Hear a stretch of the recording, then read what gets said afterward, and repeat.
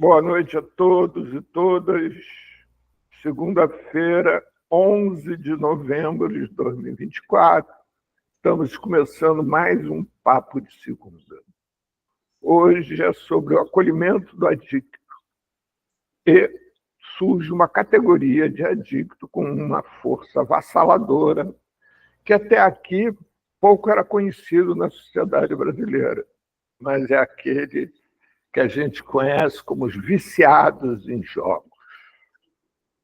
É uma categoria diferente, é uma categoria que traz à luz uma questão que nós aqui no Observatório tratamos ela com muito carinho, muito cuidado e cada vez aprofundando mais, porque é uma categoria onde não se aplica de forma nenhuma o termo dependência química, embora os sintomas aparentes ou os sintomas sociais sejam os mesmos, né? Ou seja, alguém que tem alguma forma de viver introduziu na sua vida algo que não consegue depois isolar, que não consegue tirar da sua vida. Aquilo toma a sua vida a ponto de o sistema financeiro brasileiro estar começando a sentir os efeitos a esse respeito. Eu vi hoje uma notícia no jornal que me deixou completamente estarrecido, em que o Brasil é o país que tem o maior número de acessos a sites de jogos online do mundo. E não só o número absoluto, mas percentualmente, por cidadão também. Como eu disse, isso está afetando a economia, porque o governo federal tem argumentado que o crescimento do PIB não está sendo aplicado em consumo de alimentos, não está estimulando a economia interna, está sendo desviado todo para os jogos online. Acrescente-se a isso, que é um sintoma forte, que os bancos proibiram de se fazer jogar nesses sites, né, jogos online, se utilizando de cartão de crédito, porque as pessoas estão jogando tanto que depois não conseguem pagar o cartão de crédito. E isso começa a afetar a economia bancária, para a gente ter uma ideia desse volume. O que você acha disso, Sérgio? Eu acho que, primeiramente, para a gente tecer qualquer comentário, para a gente procurar solução diante de qualquer problemática, a gente tem que observá-la, né? Examinar com atenção, apurar a informação, né? Por que é que as coisas estão acontecendo assim? Onde é que está o defeito? Vamos lá. Eu posso ter uma suposição assim imaginária, de acordo com as coisas que eu sei, que eu estudei na vida, no meu conhecimento. O que é que eu posso dizer? Eu posso dizer que há uma distorção familiar, do contato familiar, né? Do contato entre pais e filhos, irmãos, e as famílias, e a interação entre as famílias, não é? O que é que acontece? Por que eu digo isso? Porque quando não há isso, é que os jovens começam a se jogar, que as pessoas, os próprios pais também, e os agregados todos, começam a voltar-se para outra perspectiva. Isso tem um fator econômico também, que não há probabilidade muita de ganhar dinheiro no Brasil, né? O desemprego está gritante. Não está nem se falando nisso. Né? A gente já está perto do Natal, você não está nem se falando em promoções, nem grandes empregos de magazines e coisa e tal, porque está difícil ganhar dinheiro. Está difícil ganhar dinheiro. E aí, o que é que acontece? O que é que acontece com tudo isso? Eu estou supondo, né? Eu estou supondo que acontece isso por conta desse vazio, esse vazio existencial. Não é por causa da internet, do celular, que as pessoas estão se fixando nisso, aí vira narcisista, aí vira depressão. Não, é o vazio existencial, Paulo. É o vazio existencial que está gritando. Talvez essa grande mutação civilizatória venha daí. As pessoas estão sem sentido, não não sabem o que fazer, como se diz aí, estão perdidas mesmo, grande parte das pessoas. Os pobres, que eu falo, quando eu falo, não sei, falo no comentário, falo agora também, eles têm que se virar no dia a dia, na correria. O pessoal da rua é da mesma coisa. O pessoal da rua está na correria para ver onde é que vai dormir, o que é que vai comer, como é que vai beber água, como é que vai ganhar mais um trocado ali para comprar uma pedra, para comprar uma, é, uma meiota. E aí, essa, fica na correria. Então, essa correria move as pessoas. Isso move a existência das pessoas. Pô, nós, seres humanos, precisamos de existência, de motivações para viver, né? De impulsos. Precisamos nos associar a outros que têm impulsos semelhantes aos nossos. Quer dizer, isso tudo que eu estou falando, eu quero parar por aqui, para não embolar o meio de campo, porque tudo que eu estou falando é suposição. São coisas que vêm, como eu falei, né, da minha percepção, da minha observação, meus exames, meus estudos. Disso aí tudo, aí eu venho falando isso aí que eu suponho. Por isso que eu me contrapus a essa coisa da Marilena Chauí falando naquele post, e também me digo que essa coisa da casa de apostas, do mesmo sentido. Tem muita a ver. Quando eu frequentei um tempo Narcóticos Anônimos e Alcoólicos Anônimos. Eu estou abrindo meu anonimato aqui, não é nem bom a gente fazer isso, mas eu estou abrindo. E nesses grupos também tinha muita gente. Tem um grupo até especializado em jogadores anônimos, né? Jogadores compulsivos anônimos. Tem um grupo disso, é um antigo isso. Porque aqueles que já iam para jogos de azar, né? Pôquer eletrônico, pôquer, e etc e tal. E agora veio mais um jogo agora, que é esse jogo de apostas de jogos de futebol, né, e outros jogos mais. Quer dizer, por que a pessoa vai para isso? Né? Por quê? Olha só, algo só para apimentar a discussão, Sérgio, só para a gente apimentar tudo isso que você está falando.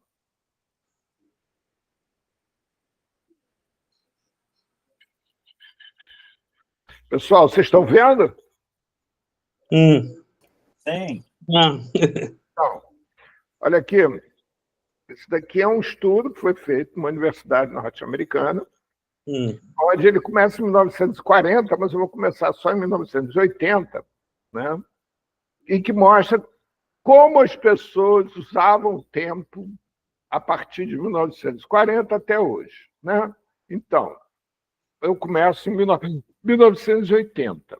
Olha só para a gente poder começar, então, os amigos ocupavam 26% do tempo, a família 15%, bares, restaurantes 15%, em torno de 15%, né? Trabalhos, ocupações, né? 14%, escola 10%, entretenimentos em geral, leite bom, né? 6%, universidades, igrejas e online, nada. Vamos lá.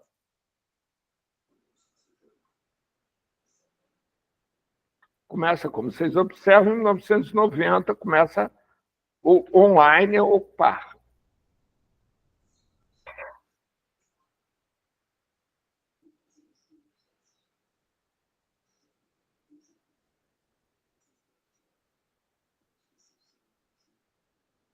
Em 2024, o online ocupa 60%. Não sei se vocês observaram, em nenhuma outra época existiu nenhuma atividade que isoladamente ocupava 60% do tempo. Está começando tudo de novo, né? E é isso que eu quero chamar a atenção. Somente quando surge o online, e atualmente é a única atividade que consegue ocupar 60% do tempo.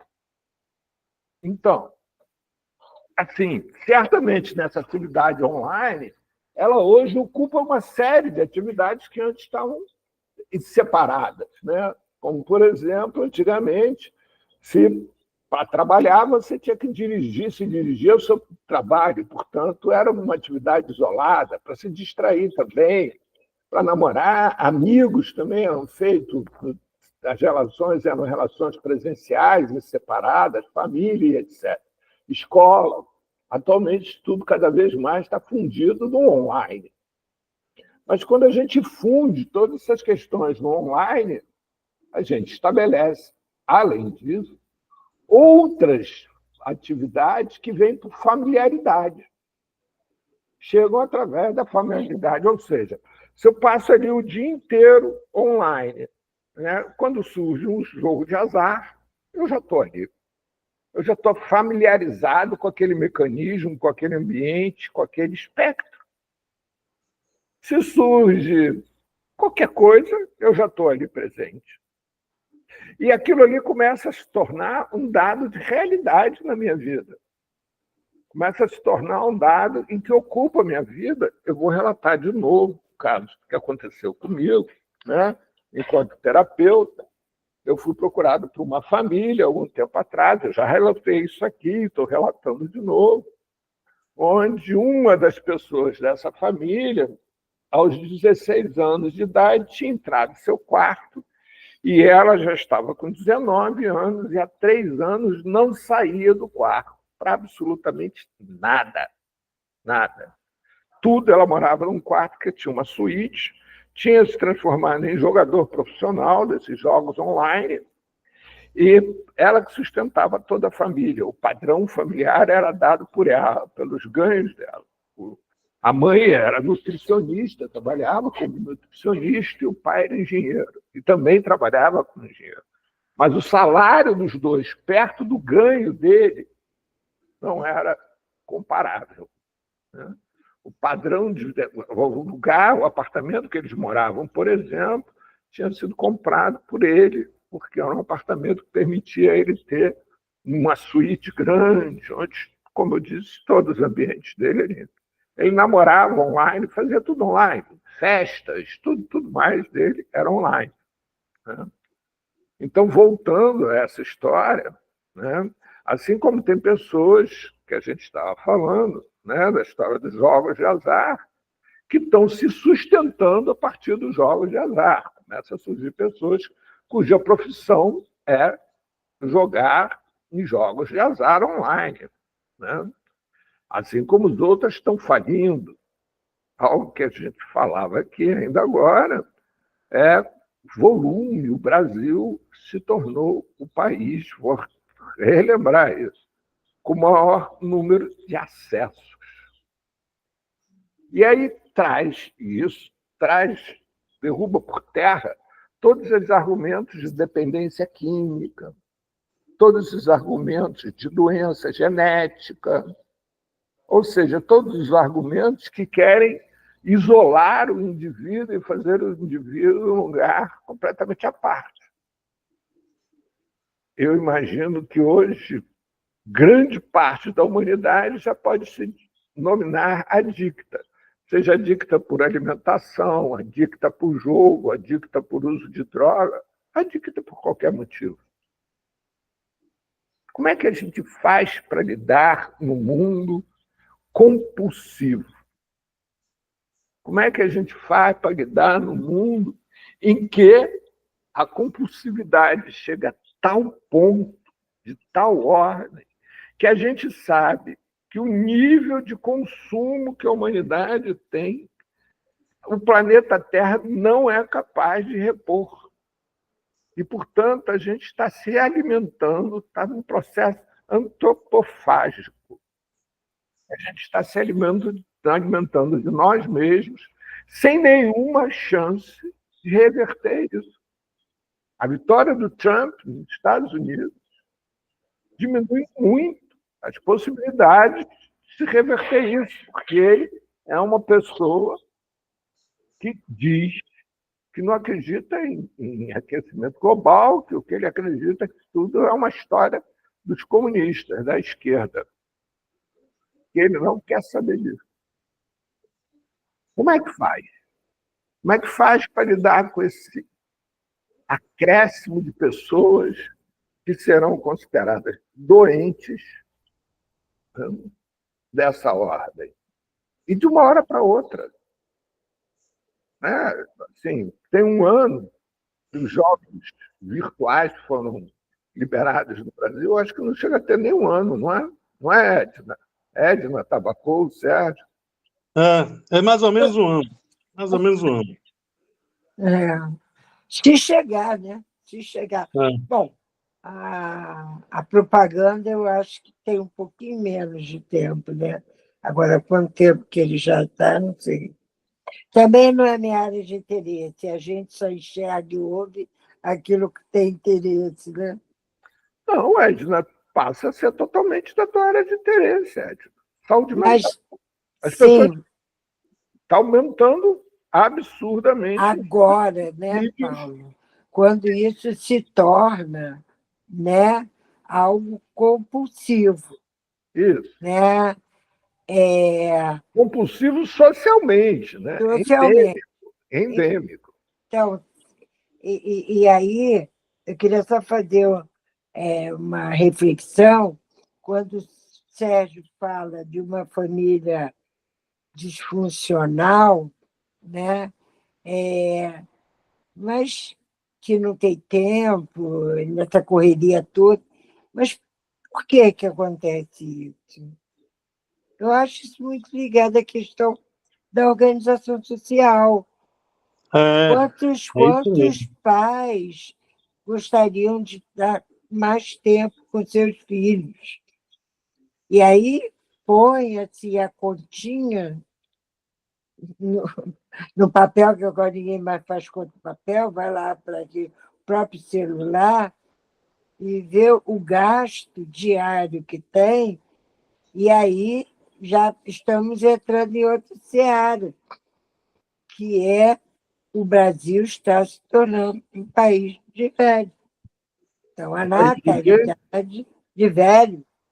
Beth, é casa de apostas. A natalidade, taxa de natalidade está menor, né, do que uma projeção que eles fizeram aí. Então, está se nascendo mais do que morrendo. Não, está se morrendo mais do que nascendo. Dentro dessa... Não. Eu digo assim, num determinado período, a gente tinha uma taxa de natalidade bem elevada. Sim, isso. E a mortalidade, uma baixa de, sei lá, 60 anos, depois foi primeiro 50, depois foi para 60, e hoje já está mais. Então, determinada faixa está se... a corda está esticando mais e as crianças estão nascendo menos. Isso. É mais ou menos o modelo da Europa, né? A Europa é assim. O mundo inteiro.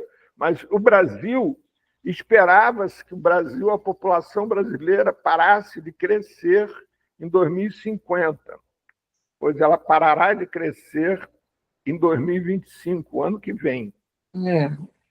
E ela começa a reduzir a partir de 2030. Em 2030, a faixa etária que vai ter o maior percentual de população será os de acima de 60 anos. O Brasil, a partir de 2030, deixa de ser um país de jovens para ser um país de idosos. Daqui a 6 anos, 5 anos. Isso mesmo. Daqui a 6 anos.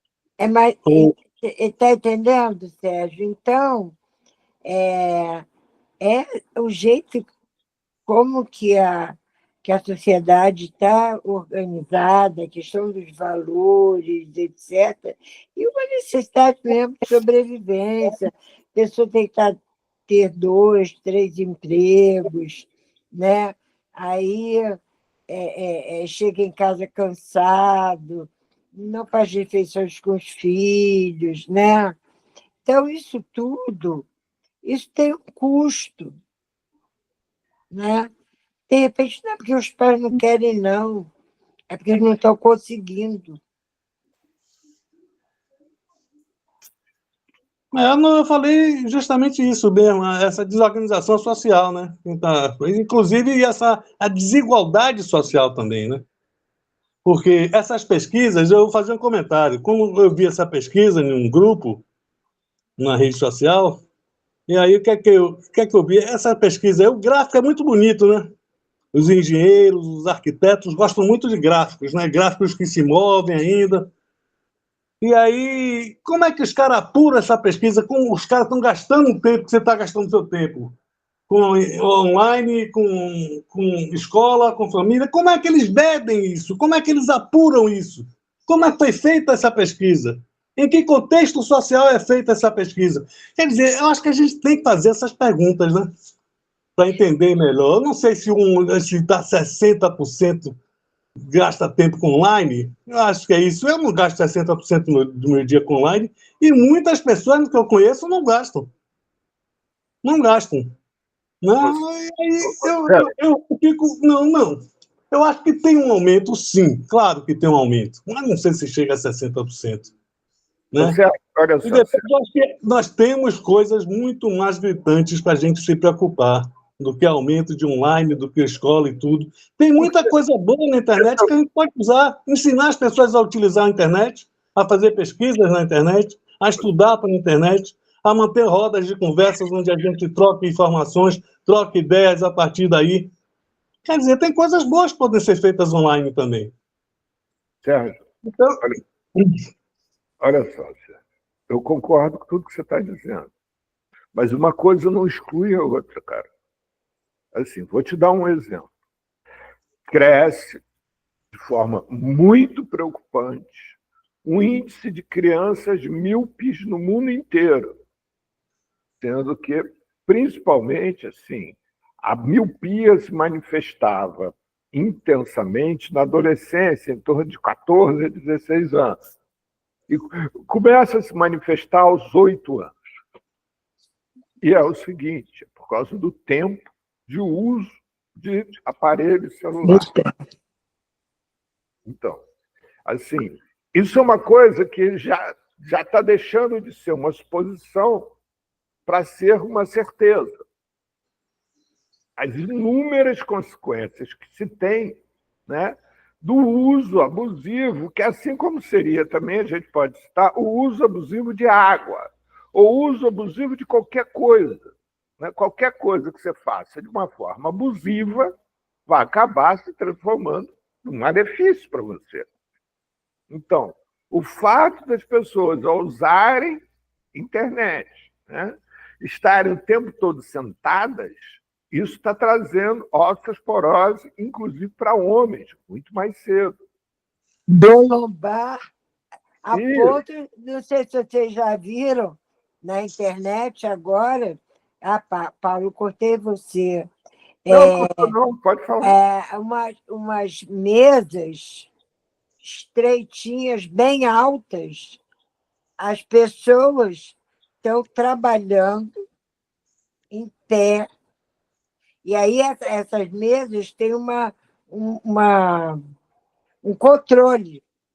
Então, quando fica em pé, aperta o botão, abaixa, vira a cadeira. Elas abaixam, fica da altura da cadeira. Depois, aperta o botão, sobe, isso tem uma marca aí até famosa, esqueci o nome. A lombar, gente, é impressionante. É impressionante. Então, assim, você tem uma série de consequências que haveria de qualquer maneira, assim como tem uma série de consequências para a pessoa que passa o dia inteiro na academia fazendo ginástica, né? Também tem. Então, você tem... Assim, a questão é você encontrar o teu ponto de equilíbrio, me parece. E, dentro disso, as mudanças estão ocorrendo numa velocidade absurda. E são mudanças muito drásticas. Assim, você citou uma coisa, Sérgio, nós, o que nós estamos fazendo, que é uma roda de conversa que permite a participação de todos nós. Né? Você é da Bahia, eu sou do Rio, Tabacô de São Paulo, Edna é do Rio. E estamos nós conversando, nós fazendo amizade entre nós desenvolvendo afeto entre nós, etc., só por causa da web. Mas como é que a gente transfere isso ou estabelece com essa velocidade com que as coisas estão acontecendo, né, para estabelecer padrões que sejam minimamente sadios? A Finlândia, por exemplo, proibiu que qualquer escola que seja frequentada por pessoas com menos de 12 anos de idade é proibido ter dentro dela qualquer equipamento de informática, seja computador, seja celular, seja o que for. Ah, mas na secretaria facilitaria. Não pode ter. É proibido ter dentro da escola qualquer equipamento de informática para qualquer coisa. Por quê? Exatamente para quebrar o hábito. Mas será que precisa ficar num extremo, no outro? Como é que a gente estabelece esses lugares, né? Como é que a gente faz, por exemplo, para uma sociedade como a brasileira, ao se permitir jogos de azar, né? De repente virou uma pandemia. Muito mais aminoácidos. Olha, isso não é outro leite, é outro Bem-vindo, Vera. Isso. Por favor, preste atenção, Vera. Obrigado. Mas entendeu, Sérgio? Como é que faz? Porque virou uma pandemia. Né? Você tem as pessoas deixando de comer, deixando de viver por causa disso. Se endividando. Será que se a gente tivesse um salário digno, se a gente tivesse horas de lazer, se a gente tivesse menos violência, se a gente tivesse, a gente precisava recorrer, porque o sujeito joga, na minha cabeça, tá, gente? Ele está jogando com um sonho. É um sonho. É o sonho de ter um dinheiro para pagar a conta, é um sonho para ter uma qualidade de vida melhor, é um sonho para dormir melhor, que aí vai ter que acordar tão cedo, e aí vai. Olha, e aí é um mero achismo. Não tenho nenhum estudo, ainda não tive tempo para me debruçar, até porque, né, que eu saiba, não tem nem material suficiente para poder se fazer algum estudo mais sério a esse respeito. Mas eu parto do pensamento do Mujica. O Mujica, ele tem uma fala que circula aí na internet, né, que a esquerda na América Latina ela não criou cidadãos, ela criou consumidores. Né? E um dos motivos que ele faz, que leva essa análise dele, é que depois de governos de esquerda, como aconteceu aqui no Brasil com Lula, como aconteceu com ele lá no Uruguai, como aconteceu na Argentina, na Bolívia, né? Esses governos de esquerda foram substituídos por governos de direita, muito mais fanáticos do que os anteriores. Ultradireita, como eles chamam. Ultradireita, né? Nem tão, acho que seja ultradireita. E aí que são, né? Que é isso, assim, se vendeu a ideia no Brasil em que todos poderiam andar de avião, ter carro novo e comer no churrasco uma picanha com cerveja. A ideia da centro-esquerda, né? Porque quem manda no Brasil e quem manda desde o governo Lula, do primeiro, que ele veio com os projetos, foi o Centrão, né? É a centro-esquerda, é essa associação com o Centrão que criou consumidores. Tanto no Brasil como no lugar. A mesma coisa com o Kirchner, a mesma coisa com... Só no governo de Mujica, pela postura dele, é que teve uma esquerda séria mesmo, governando o país, né? Sim, mas que depois o Mujica foi substituído por um governo de direita, que agora acaba de ser expulso. Né? Por causa do... Ele fez grandes avanços. Mujica foi um governo assim exemplar. Eu também gosto muito, mas eu não estou querendo entrar nesse aspecto político partidário. A questão que eu estou querendo entrar é no aspecto assim, porque dentro do que a Edna falou, e concordo com ela em parte, né, em que se a gente tivesse mais qualidade de vida, a gente precisaria de menos quantidade de coisas. E aí, pois é, né? E aí, na medida em que a esquerda, quando assumiu o poder, ou seja, a esquerda, que eu não quero dizer, à medida que houve uma época na América Latina, que quando assumiu o poder com essa proposta de trazer qualidade de vida, não trouxe qualidade de vida, O que trouxe foi quantidade de coisas, né? Confundiu-se a qualidade de vida com a quantidade de coisas. E aí, na medida, as pessoas passaram a querer mais coisas e não mais qualidade de vida, até porque não conhecem, né? Não confundiu, não. Foi proposital, né? Para manter o curral eleitoral ativo, vivo, com Não, mas medo do pasto. sim, Sérgio, não, que eu não quero entrar nessa questão política, eu quero entrar no outro lado da questão. O que eu estou querendo falar é o seguinte, que dentro dessas pessoas que acreditaram na ideia de que iam comer picanha, que iam viajar de avião para tudo quanto é lado, etc., quando surgem os jogos online, né, a motivação é conquistar essa qualidade de vida que lhes foi prometida e que não lhes foi dada. É isso que eu estou querendo colocar, né? E aí o sistema, para responder a isso, que é como ele responde, adoece as pessoas. Ele não vem, o sistema não vem pedir desculpa, né? No sentido de falar, tá bom, ok, errei, né? Não forneci qualidade de vida, forneci quantidade de vida, e agora vocês estão procurando em alguma coisa absolutamente efêmera, alguma coisa maluca, que é a quantidade de vida, né? Mas não, aí por aí não vai dar certo. Temos que ter qualidade de vida. Né? E aí a gente volta para a questão da adição de novo. Né? A adição enquanto um elemento em que você vai adquiri-lo na medida que você não tem um pertencimento social, que é exatamente essa característica. Né? A importância do indivíduo hoje é dada por aquilo que ele tem, e não por aquilo que ele é.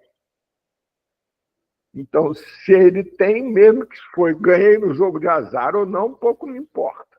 O que me importa é que eu tenha. Se eu tenho um celular de último modelo, carro, não sei das quantas, pronto, isso é suficiente. Há pouco tempo atrás, eu lendo uma entrevista de uma menina, influencer, uma dessas novas aí e tal, não sei o quê, né? Ela dizendo que por ela teria uma vida muito simples, mas que ela é obrigada a ter uma vida de luxo, porque ela sabe que se ela não tiver vida de luxo, ela perde seguidores. Se ela perder seguidores, ela perde trabalho. Então, você vê que coisa interessante. As pessoas começam a ficar escravizadas desse processo de ter.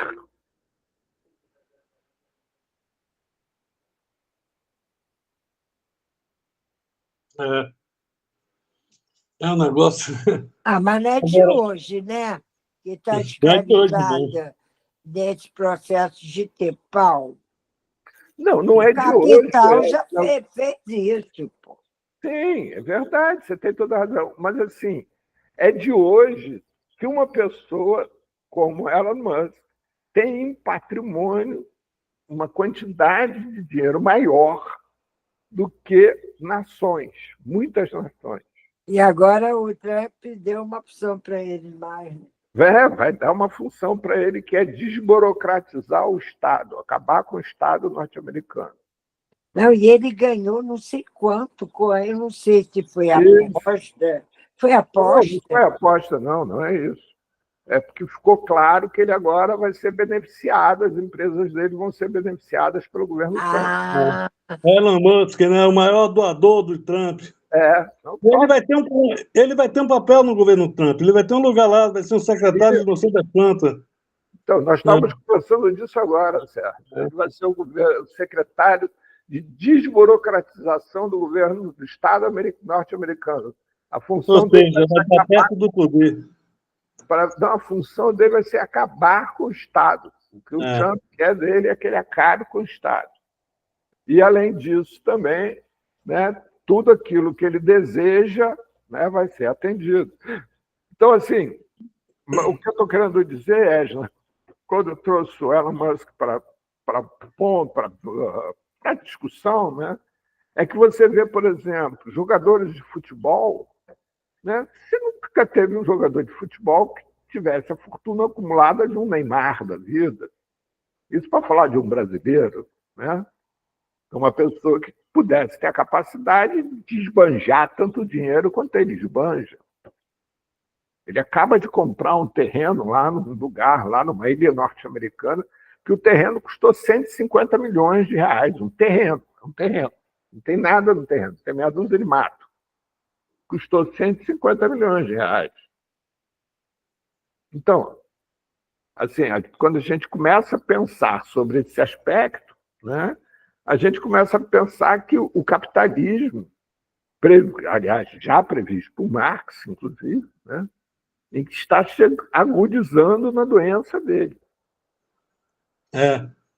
Está produzindo uma concentração de riqueza, e concentração de riqueza é essa que todos os meios atualmente justificam os fins, qualquer meio. Não importa se, para ser rico, precisa exterminar palestino. Problema algum. E o pior é o seguinte, Trump, por exemplo, ele não acredita no aquecimento global, não acredita no efeito estufa, ele vai desmatar um bocado de coisa, a Amazônia vai sofrer, está atrás de minério que tem nióbio, lítio, um monte de coisa que está lá na Amazônia sem ser explorada ainda, ou tirando muito pouco. Isso aí, a meu ver, vai ser muito porque vão ter cataclismas imensos em todo o planeta por conta dessa devastação ambiental. E aí, isso que talvez a sociedade tenha mais que brigar, viu? Fora essa questão da robotização, essa questão toda de... Ai, eu não quero nem pensar, eu não gosto de pensar nisso, eu fico pensando, eu não quero pensar nisso. Não gosto. A sopa já está com sal, hein? Mas... O quê? Não, estava falando com meu filho que chegou aqui. Mas o que eu estou querendo, de novo, né, é trazer à tona que quando a gente hoje começa a falar, e eu fiz isso intencionalmente, do acolhimento do adicto, isso começa a perder sentido dentro de um volume de pessoas, de uma quantidade de pessoas que está saindo do controle. E aí você já pensar no indivíduo hoje começa a ser algo completamente impossível, né? Como é que você pensa em acolher cada um desses adictos em jogos, por exemplo? Como é que faz? Porque, assim, essa adição em jogos certamente vai levar à adição em medicamentos, em drogas ilícitas. Quer dizer, isso é uma roda-moinho enorme, né? A suicídios e tudo mais, né?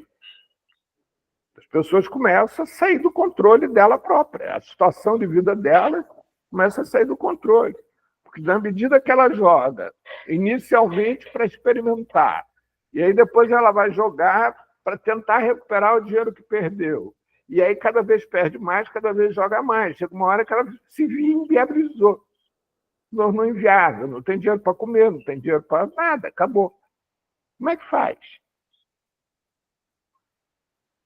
E o pior de tudo, não tem dinheiro para jogar. Sim, ela não tem onde despertar a compulsão dela, né? Para você ver o ponto, eu mesmo fiz algumas coisas, às vezes eu deixei de comer para usar droga. Sim, e eu sei que é isso. É uma sensação terrível isso, porque quando você depois perde o sentido, o alvo da sua compulsão, né? A droga, o jogo, coisa e tal, o vazio que se chega aí, meu amigo, porra. Aí é que é necessário o acolhimento, porque eu acho que foi nesse ponto que eu comecei a me tocar, né? Na minha necessidade de recuperação. Porque tem uma coisa que a gente aprende lá, que é o seguinte: a necessidade do acolhimento é vital, né? Esse acolhimento do adicto é vital. Para a pessoa que chega e tem um acolhimento que vem do afeto, que vem da amizade, que vem da atenção, do cuidado, né, com o outro.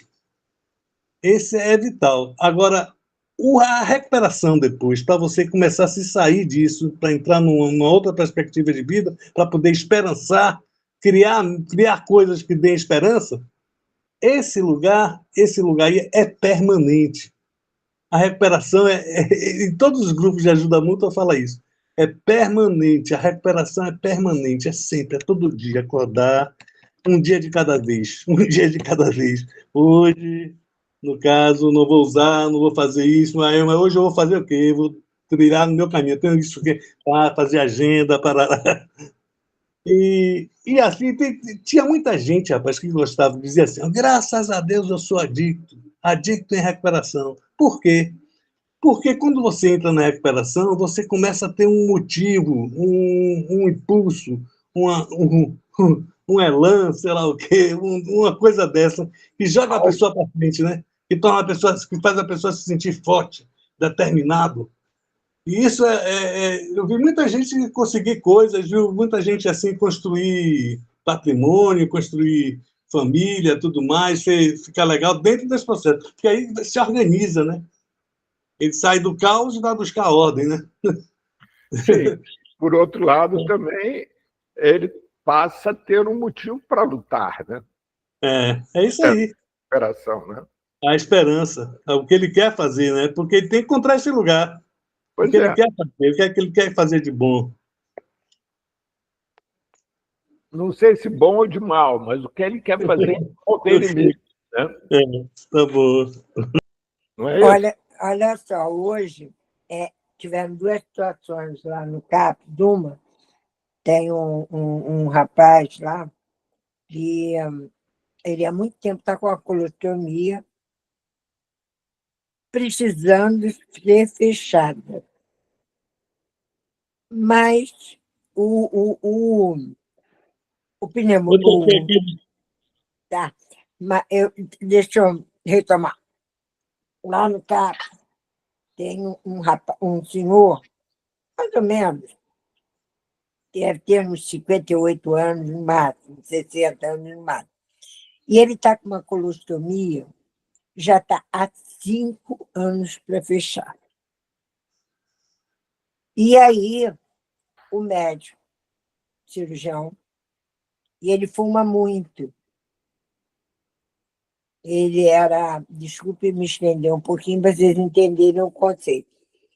Ele era casado, né, com uma pessoa, uma usuária do CAPS também, e essa família, ela era mais grave que ele, e aí essa família pegou, eles moravam, acho que era lá em cima, no Salgueiro, tá. E aí a família pegou a mulher dele, que já estavam juntos há 12 anos, e foi levar, ele levou para uma comunidade terapêutica em Mangaratiba, Guarati, Transparente. Aí vamos lá para o caso dele. Né? Ele não consegue diminuir o cigarro, quer dizer, diminuiu muito pouquinho, né? E hoje, eu falei, e aí, como foi o final de semana? Bem, não. Falei, não foi não, eu entendo, né? Que a Marli está lá em cima e tal, está sozinho. Também, não é isso também agora não, professora. É porque eu estou querendo fechar isso aqui. Tem 5 anos. Eu falei, mas a gente não tinha... Uma vez eu fui no pneumo com ele, lá da Policlínica. A gente não tinha combinado que você ia tentar diminuindo, para parar, porque já que o cirurgião disse que só opera se você parar, e está com o pulmão todo comprometido, né? E aí ele virou para mim e falou assim, mas eu quero muito chá e tal, mas eu não consigo, professor. Eu não consigo parar de fumar. Ai, eu respirei fundo e coloquei a empatia em ação e lembrei como é que é o final de semana dele, que o nosso CAPS não abre sábado e domingo. Durante a semana ele está com a gente. E aí, sabe, tem esperança, sabe, Paulo? Tem esperança. Mas a esperança não é... Eita! A Siri está falando sozinha aqui. A esperança não tem uma potência para ele diminuir mais o cigarro para ser operado. Pois é, mas assim, essa questão específica, Edna, tem algo que é muito interessante nesse processo, que é o seguinte: qual é a grande dificuldade de um adicto, né, reduzir a sua adição? É porque a grande parte dos adictos pratica a adição que, de uma forma tão espontânea, que a dificuldade está em ele se lembrar em deixar de fazer. Ou seja, traduzindo para o fumante, o hábito de pegar um cigarro e botar na boca é tão forte que, muitas vezes, um fumante compulsivo ele acaba colocando o cigarro e nem acende na boca. Só o fato de estar com o cigarro na boca já é suficiente para ele, né?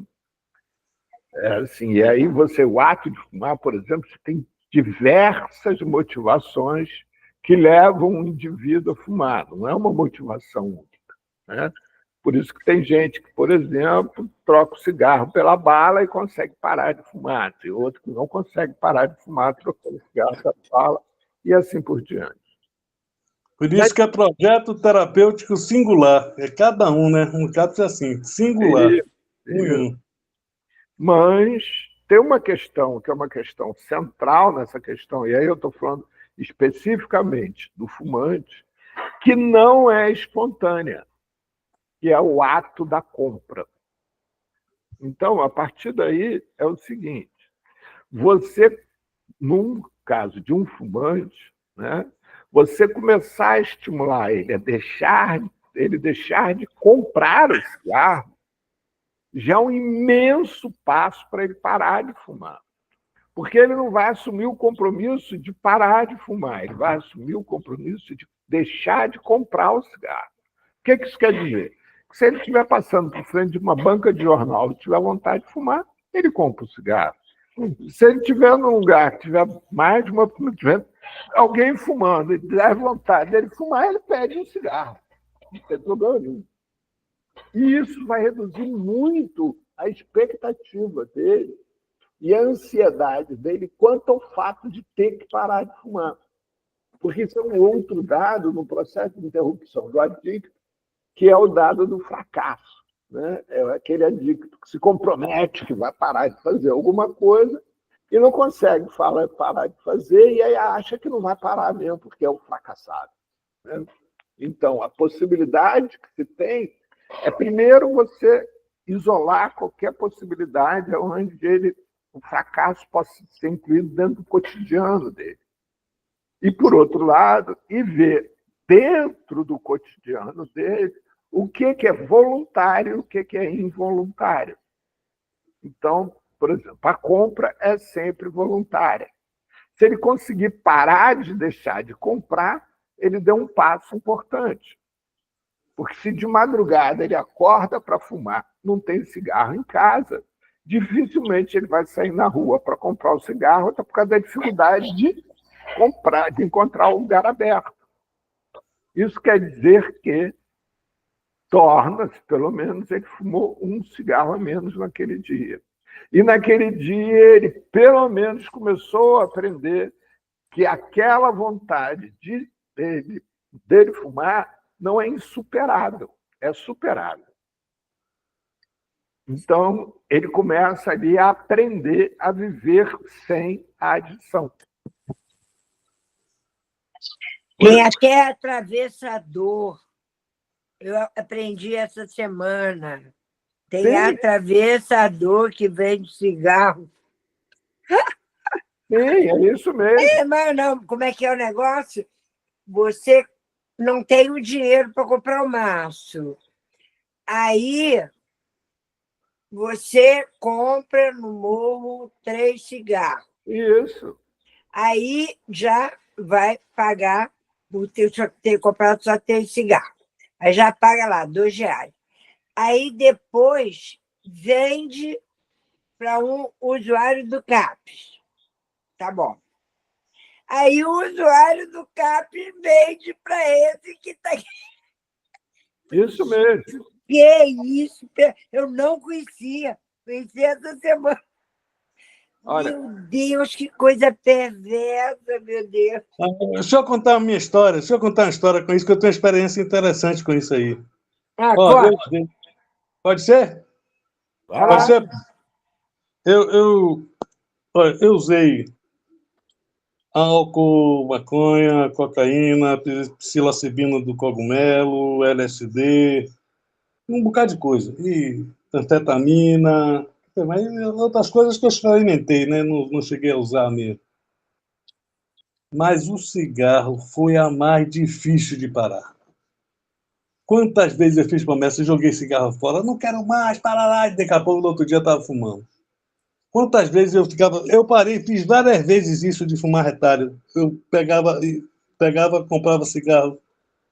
Comprava só um cigarro, 2 cigarros, 3 cigarros, aí fumava, acabava de madrugada, 2 horas da manhã eu saía, ia para não sei aonde, ia para o fundo do fundo ia para cada lugar, rapaz. Eu botava para arranjar aquela vendinha que ficava aberta até o final da noite, né? Aquele boteco que ficava aberto até o final da noite para pegar um cigarro. Porra, era difícil, difícil para mim cigarro. Cigarro tinha sempre que estar perto. Tá perto. E agora é engraçado que eu gostava de fumar só depois, mais pro meio da manhã. Mas de manhã cedo tinha gente, meu cunhado mesmo fumava quando acordava de manhã. Eu não fumava quando acordava de manhã, isso eu não fazia. Aí consegui parar de um jeito simples, mas que exigia uma determinação de minha parte. Parei porque eu enchi o saco. Porque eu cheguei ao ponto de maluquice de minha cabeça, né? Eu fumava o cigarro todo. Aí quando chegava no filtro, eu apagava o filtro com a saliva, assim, com o dedo, né? Balava a saliva no dedo, apagava o cigarro, e aí comia o filtro, ficava mastigando o filtro, comendo. Comia o filtro mesmo. Aí eu fiz isso algumas vezes, aí tive um edema de glote, né? Sei lá, a língua saía assim. Meu Deus! Foi horrível. Aí eu consegui tomar um antialérgico lá e não sei, veio o médico, foi um negócio sério. Aí fiquei bom. Aí eu comecei a dizer, que porra que eu estou fazendo? Eu tenho que parar com isso. Eu tenho que parar com isso. Né? E aí já tinha deixado de fumar maconha, né? Que era a mesma coisa, o mesmo sentido. Né? Eu não usei crack também, mas usei crack nos anos 90, no começo de crack, chegando em Salvador. Não se chamava nem de crack ainda, era caiú, que a gente pegava cocaína, misturava com bicarbonato, e aí botava cinza de cigarro e fumava, né? Uns filmes assim. Crack também eu passei mal uma vez, vomitei, passei mal, tive então, convulsão. tá. Aí, resultado, para parar cigarro, as outras que eu falei de crack e maconha porque eram fumadas, né? Aí eu fiz assim, ó, eu comprei uma carteira de cigarro, aí fumei, num dia eu fumava uma carteira de cigarro por dia, 20 cigarros. Aí parou. Aí acabou, no outro dia eu comprava outra carteira e fumava só 15 cigarros. Aí fumava 15 cigarros, deixava 5. Aí na outra semana, no outro dia, eu comprava 15 cigarros, comprava outra carteira de cigarro, aí fumava 10 cigarros. Né? Dos 15, 10 cigarros. Foi reduzindo. Cobrava 10, 5, até parar, até chegar a ficar um cigarro só. Aí, e cada cigarro desse eu fumava sozinho, não comia, não bebia, não conversava com ninguém, ficava fumando cigarro assim, parando mesmo, vendo o que é que eu estava fazendo, consciente do que eu estava fazendo, lia um bocado de coisa a respeito de cigarro, que tinha um bocado de substância, tinha amônia, tinha, tinha um bocado de substância de cigarro, né? Aí, além da nicotina. E aí teve um dia que eu cheguei e fumei só um cigarro, só um, porque o dia todo sem fumar, só fumei um cigarro. Aí parei. Desse dia em diante eu não fumei. Aí parei um bocado de tempo sem fumar, depois tive uma recaída, aí fiz a mesma coisa, deixei de fumar, e conta até que eu tenho uma geriza a cigarro hoje. Eu não consigo ver nem o cheiro. Já tem um tempão isso, graças ao Supremo. Mas olha só, voltando ao Sim. que nós falávamos, né? Assim, lidar com essa questão, o resumo disso tudo, é você tem sempre que separar entre o que é voluntário e o que é involuntário, que é o, por exemplo, o Sérgio descreveu como ele foi travando essa luta, separando exatamente isso, né? Porque assim, A determinação, né? Para o esperançar também é necessário determinação, né? Eu tenho isso, que buscar essa determinação. porque a grande questão é que as pessoas, e principalmente os cuidadores dessas pessoas, acabam atribuindo e criando missões impossíveis, que só reforça o fracasso. E a derrota, nesse caso, é uma derrota cada vez mais forte, cada vez mais enfática, né? Porque é uma derrota que a pessoa não consegue isolar só na relação com o cigarro, ou na relação com a droga, ou seja lá o que for. Aquilo ocupa e toma a vida dele como um todo. Né? Estou fracassado mesmo, agora que eu vou fumar, agora que eu vou beber, agora que eu vou fazer isso mesmo, eu não posso para nada, eu não presto para nada, não sei para nada. Pois é, é terrível. É isso que o Sérgio, de novo, traduz para a gente. Né? Então, que é, voltando, né, a sociedade brasileira acaba de agregar ao rol, né, de doenças, né, a doença do jogo virtual, né, nem a doença do jogo físico, né, é virtual. E aí surge, de novo, a questão. Se lida com uma questão desse tamanho, quando a gente está pensando não mais em pessoas isoladas, onde se possa fazer o projeto terapêutico individual, mas quando você está lidando com milhões de pessoas. E que brevemente surgirá uma emergência social, assim como surgiu com a Covid. É mesmo. Até porque, dentro dessa lógica de mundo atual, não adianta o governo brasileiro proibir os sites de jogos no Brasil, porque ele pode ser criado, o site pode ser criado fora do Brasil e as pessoas acessarem.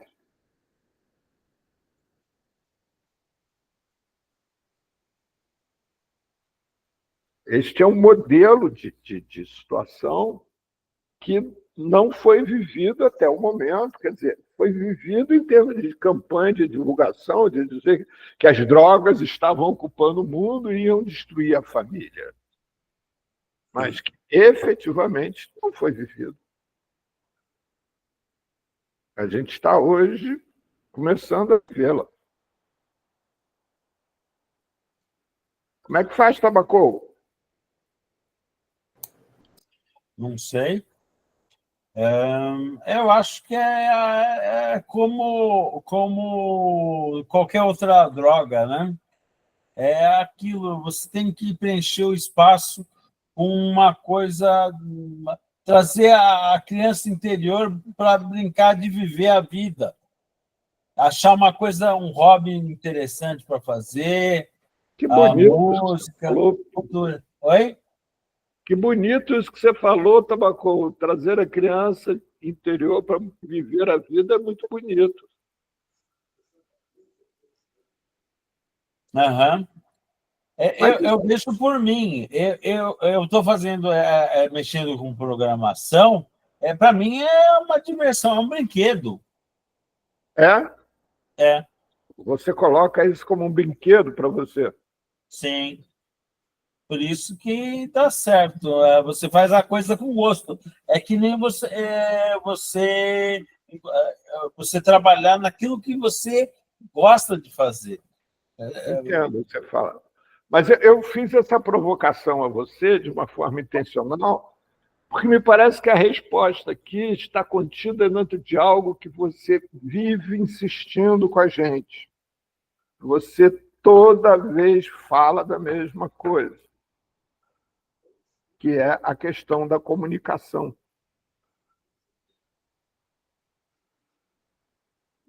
Se produzir uma comunicação em massa, que através dessa comunicação em massa você possa resgatar essas crianças interiores para brincar com a vida.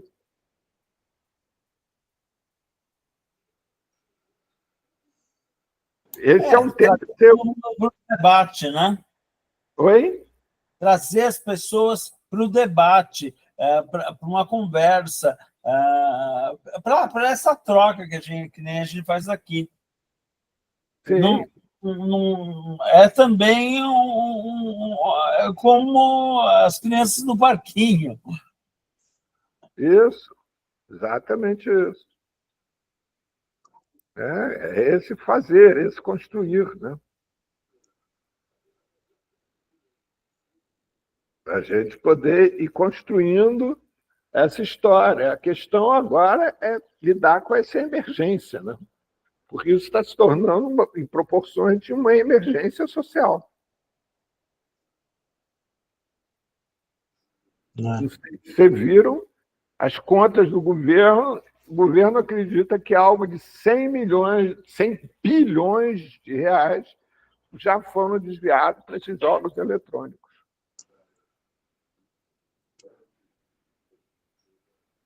E o que vão lá financiar, né? O que esses 100 bilhões que foram desviados vão financiar? Pois é. O que vão financiar? Pois é, exatamente isso. Nada, né? Imagina se esses 100 bilhões de reais tivessem sido aplicados em educação, saúde. Não, vão financiar armas, armamentos, crimes, né? Pesquisas a respeito de drogas, como eles fazem aí.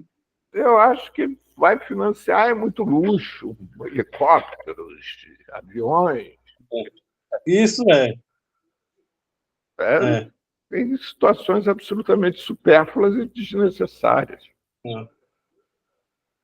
E o governo devia estar preocupado em educar, em trazer, a pôr em pauta um debate dos malefícios de mais essa adição. O governo parece que está aí preocupado em cobrar imposto sobre isso. Tem que cobrar imposto sobre o rico, sobre quem tem dinheiro, né? Onde está o Estado para cumprir o seu papel se a gente precisa de Estado, é para justamente para montar um sistema pedagógico, para pôr limite na ganância, né? Senão não precisa de Estado. Para ter esse Estado que a gente tem aí, eu acho que eu viro anarquista, não sou anarquista. Eu acho que precisa de Estado. Você acha que os grandes fortunas estão aqui? Está aqui no Brasil? Já tem um dinheirinho, já está lá fora há muitos anos. É mesmo. Mas há muitos os anos. meios de produção, a terra, ninguém pode levar. O povo... As Ilhas Caimã. Mas não tem essa de que o capital foge. Primeiro que o governo pode pôr limite na saída do dinheiro. É só criar impostos para impedir a saída. E tem outra, a terra, a população que gera riqueza está aqui. E o rico não vai embora porque vão taxar ele, não. Você é falácia da extrema-direita. Tabaco, a gente falando de cigarro, e seu nome tabaco. Rapaz, eu não devia nem ter falado que parar de fumar em sua frente, com seu nome aí estampado. Brincadeira, viu? Brincadeira, mas peraí. Vai só o dinheiro. A pessoa continua aqui. Com certeza. Mas eu ia falar o seguinte. Eu fui brincar, acabei perdendo o que eu ia falar. Fui brincar com o nome de tabaco, pronto. Oh, meu Deus. O que é que eu vou falar? O que eu aqui continuo, insisto em pensar, né, é assim, como é que a gente... Porque tem um dado que é um dado muito interessante, que é o dado que você, Sérgio, traz a todo momento, que assim, ao mesmo tempo que a gente lê as manchetes de jornais com esses dados todos, a gente, na realidade, eu não conheço ninguém que tenha ficado rico ou pobre por causa de jogos virtuais recentemente, né? Eu não, apesar de se falar de números astronômicos. Vocês conhecem alguém que tenha recentemente... Ficado rico jogando, não. Ficar rico só o dono do cassino. A banca Não, isso mesmo, ou tenha dono pobre, alguém que tenha assim, sofrido alterações por causa desses jogos recentemente. Porque eu não conheço ninguém. O que me espanta nisso é porque isso está sendo falado com números astronômicos, absurdos, e, ao mesmo tempo, eu não conheço ninguém que esteja passando por isso. Ainda não chegou a mim, nem a nível de cliente, nem a nível de nada. Eu trabalhei como um jornalista, né? Eu fiz jornalismo, tenho uma formação nisso, eu trabalhei em jornal. Trabalhei aqui no Correio da Bahia, Tribunal da Bahia, e o jornalista, ele gosta desses termos, né? Aterradores e impressionantes, e esse aí que você falou no instante foi qual? Como foi o termo que você falou agora aí? Se essas matérias são números astronômicos e... Né? Eles gostam desses números assim, para salientar a matéria, né? Para que as pessoas até prendam atenção em relação à matéria. Porque eu já vejo uma coisa inicial, né? Uma coisa chegando ao número grande. Está se chegando ao número grande, do jeito que o tanto de casa de apostas que tem no Brasil hoje em dia, se você parar para enumerar, assim, veja assim, quantas tem, né? E o quanto elas estão investindo em propaganda, né? Investindo em publicidade de uma forma bem forte mesmo. Essas coisas todas merecem cuidado, né? Agora, tudo isso que a gente está falando, tanto do acolhimento, do adicto, quanto essa coisa desse número expressivo de pessoas que estão se viciando em jogos, né? Jogos virtuais, tudo isso, para ter alguma solução, para ter algum encaminhamento, ele depende de políticas públicas. E é isso que talvez a gente tenha que ter mais atenção para se voltar, para se formatar políticas públicas, pelo menos pressionar o Estado para que ele faça políticas públicas aplicáveis a isso aí. No caso, políticas públicas de saúde, né? Sanitárias, entre aspas, né? Voltadas para esse aspecto do acolhimento do adicto. Porque isso aí, meu amigo, eu vejo realmente algo que está cada vez mais prosperando, né? Quando sai de um lado, porque tem uma coisa na recuperação da adicção, que é a substituição. Você usa determinada substância, aí chega um tempo que você deixa usar aquela substância, como falou aí na estante, deixa de fumar para chupar bala, ou deixa de fumar para ficar mastigando um palito de picolé na boca, ficar com um palito de picolé assim na boca. Enfim, faz alguma coisa, né? Substitui por alguma coisa. Né? O álcool por alguma outra bebida, ficar bebendo água, ou alguma coisa direto, suco, refrigerante, sei lá. Substituir. E tem existido isso, né? Parece que as drogas cada vez vão substituir a outra, aí vai crescendo, né? Cada vez surge uma nova, né? Tem pesquisas a respeito de drogas novas, né? Tem uma planta na Amazônia chamada chacrona, que faz dimetiltripsina, né? DMT. E eles já sintetizaram essa planta para tentar fazer uma droga semelhante ao pó, né? Para se cheirar. E ainda não conseguiram, né? Porque ele tem um efeito muito rápido. Tem inúmeras drogas novas. É isso aí, tem inúmeras drogas novas. Fentanil, né? O nome, né? Essas coisas. Esquece esses nomes, Sérgio. Esses nomes já não servem nem mais de referência.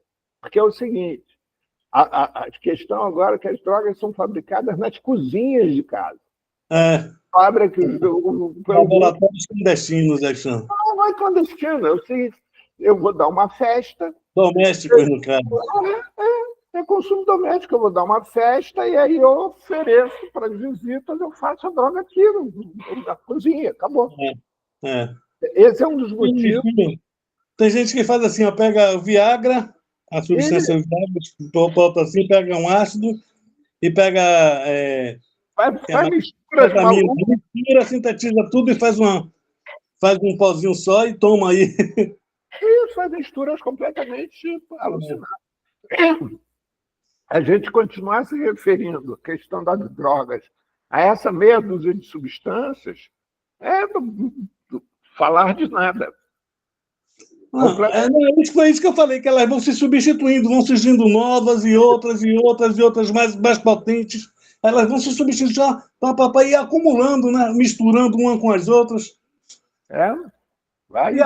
E aí você trouxe agora com esse tema da adicção aos jogos virtuais, trouxe que já não é a substância, já não é a dependência química, já são ações, já são práticas corriqueiras que vão também substituindo esse vazio, né? E aí, será que a gente tem que realmente focar na substância ou será que a gente tem que focar no vazio que faz o sujeito buscar essas substâncias? Com certeza é o vazio. A questão toda está, na minha opinião, é como é que a gente consegue produzir coisas novas na velocidade com que estão sendo produzidas situações danosas, né? Como esses jogos virtuais. Como é que você faz para produzir, para atender essa demanda que surge no espaço de quê? Um ano, tanto? Como é que faz? De repente, você atender milhões de pessoas. Porque isso não é você. Nós não estamos falando de 10 pessoas, de 15 pessoas. Nós estamos falando de 10 milhões de pessoas. A grande questão hoje não é o que surge. O que surge não é tanto novidade. A questão é a velocidade com que surge. Você pega, por exemplo, a Revolução Industrial, ela aconteceu ao longo de 100 anos. E junto com a Revolução Industrial, uma série de outras coisas foram acontecendo que foram permitindo uma adaptação. Agora, essa transformação agora de robótica e etc., não. Isso em 5 anos. Isso vai ser. Eu acho que isso colabora mais para essa mutação civilizatória que Marilão faz aí fora, do que somente esse lidar virtual. Ela fala. É tudo isso. É tudo isso. É tudo isso. É essa mutação civilizatória que a gente está vivendo. E como é que faz para viver? Como é que faz para se estar vivo dentro disso? Esperançar. A gente tem que criar, fazer projetos e se meter as caras para fazer os projetos assim. Que é meio maluco, mas pelo menos tome a consciência da gente, faça sentido para a gente, né? Que dê razão assim. Pô, eu estou fazendo uma coisa boa para o mundo, pelo menos. E aprender a lidar com a impotência, sabia? Nós, da área da saúde, né? Muitas vezes a gente se acha super-herói e tal. Então, quando eu olhei para o Laércio hoje, eu falei, cara, eu não tenho resposta. Não sei o que eu faço. Queria que ele fosse operado, para ele não ter qualquer hora uma septicemia. Também as condições de higiene precárias, etc. Mas você lidar com essa impotência, sabe, é uma coisa ruim. É verdade. Gente, olha só, eu queria propor da gente encerrar hoje por aqui. Tá ótimo. Tá bom? Peraí, mudando de assunto, você cortou o cabelo, foi? Você cortou o cabelo, hein? Cortei. Jura? Não é rabo de cavalo, não? Eu estava olhando você assim, já parece que ela cortou o cabelo, mas não ia falar no meio da conversa. Não fui eu que cortei o cabelo. Eu pedi cortarem o cabelo pequenininho, uma pontinha do meu cabelo, e cortaram tudo isso. Ai, eu pensei que estava o rabo de cavalo, gente. Sérgio, você é danado, ele conseguiu perceber. Eu já tive cabelo grande, mas eu sei como é. A minha barba também foi cortada assim, como vocês podem.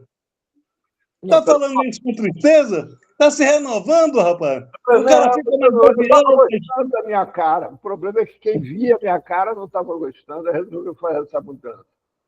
Eita, danada. Abraço. Tá bom.